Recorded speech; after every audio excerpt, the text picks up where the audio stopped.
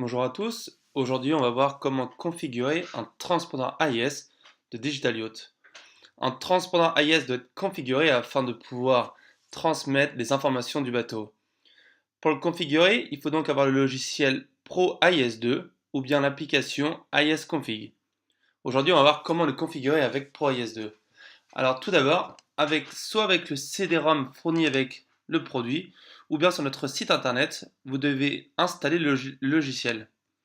Alors, si vous avez besoin de le télécharger, allez sur digitalyacht.fr, dans Assistance, après dans Logiciel.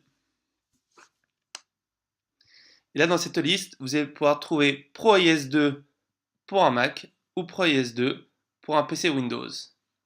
Une fois que vous avez donc téléchargé le logiciel, il faudra donc l'installer.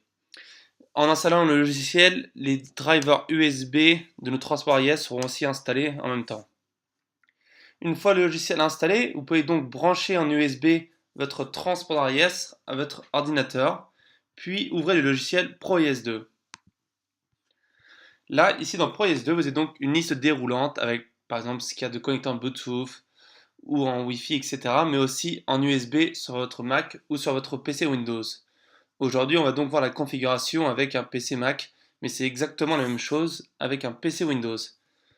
Donc là, je sais que le Nomad est connecté en USB, car aujourd'hui je configure un transpondeur AIS Nomad, je clique sur Connect. Donc là maintenant, je vais donc pouvoir rentrer les différentes données du bateau, comme le nom du bateau, on va donc l'appeler Digital Yacht Test, l'indicatif d'appel de votre radio VHF, puis après le numéro MSI. Alors l'indicatif de radio VHF, bien sûr, c'est pas obligatoire, mais le numéro MSI c'est la partie la plus importante. Et une fois que vous avez configuré le transpondeur AIS, ce numéro ne peut pas être changé. Afin de changer le numéro MSI, il faudra réinitialiser le produit. Et pour le réinitialiser, il faudra soit renvoyer le produit au fabricant, donc chez nous Digital Yacht, ou bien votre installateur ou revendeur d'électronique marine. Donc nous on va donc rentrer notre numéro MMSI du bateau test. Puis après il faut choisir le type de bateau. Donc nous c'est un voilier, donc ce cas le numéro 36, après le numéro 37 ou autre, ou pour les togs, etc. Et après, il faut mettre la dimension du bateau et surtout là où est placée l'antenne GPS ou le transport AIS il a un GPS intégré dans le bateau. Donc par exemple, on va dire que le bateau il fait 2 mètres large, l'antenne GPS est à l'arrière et le bateau il fait 9 mètres, 10 mètres de longueur. Une fois que vous avez donc rentré vos différentes données, il ne faut surtout pas toucher aux cases à droite, que ce soit les bodes NMEA ou bien pour les phrases GPS du GPS de votre transport IS, cliquez sur Write Configuration. Et là, après ceci, c'est juste un message vous indiquant qu'une fois que c'est configuré, vous ne pouvez plus modifier le numéro MSI. Si vous êtes sûr de votre numéro MSI, cliquez sur Programme.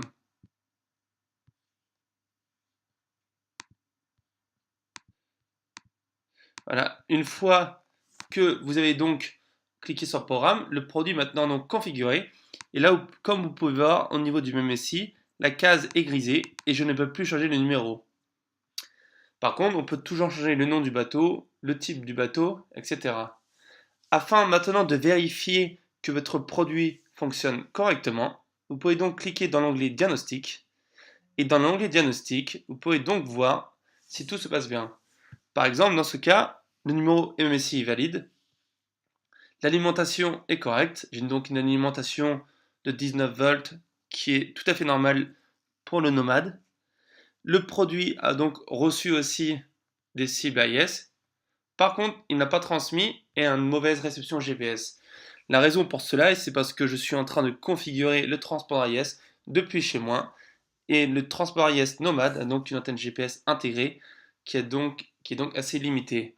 Par contre, si j'essaye le produit dehors, avec une antenne VHF dédiée, j'aurai donc une meilleure réception GPS et aussi je pourrais donc ainsi transmettre notre position AIS aux différents bateaux.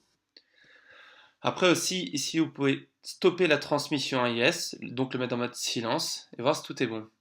Si le transport AIS est bien configuré, toutes les lignes ici doivent être vertes avec un petit tic vert. Et enfin en dessous, vous pouvez voir que vous avez reçu et bien transmis. Donc moi dans ce cas, je n'ai donc pas transmis, mais par contre j'ai bien reçu des cibles AIS. Au vu des différentes données de l'onglet diagnostic, je sais maintenant que si je vais dans mon bateau et que je mets mon transport AIS, j'installe le transport AIS, celui-ci fonctionnera bien car j'aurai donc une position GPS, ce qui n'est pas le cas ici dans ma maison. Une fois que vous pouvez donc aussi voir ici, dans l'onglet GNSS statut, la réception GPS de votre transport AIS. Et moi, comme vous pouvez voir, j'ai que 2 lignes, ce qui n'est pas assez. Il faut avoir des lignes en vert. Une fois que vous avez fini tout ceci, vous pouvez donc fermer Pro AIS et votre produit est configuré. Mais bien sûr, si vous faites ça depuis chez vous, alors emmenez le transport AIS dans votre bateau et vérifiez bien dans le bateau que votre transport AIS dans l'onglet diagnostic a une bonne réception GPS dans la ligne GNSS Position Fix et ainsi pouvoir s'assurer que le transport AIS a bien transmis votre position. Car si le produit AIS ne reçoit pas une bonne position GPS, alors il ne transmettra pas la position AIS. Voilà, merci à vous.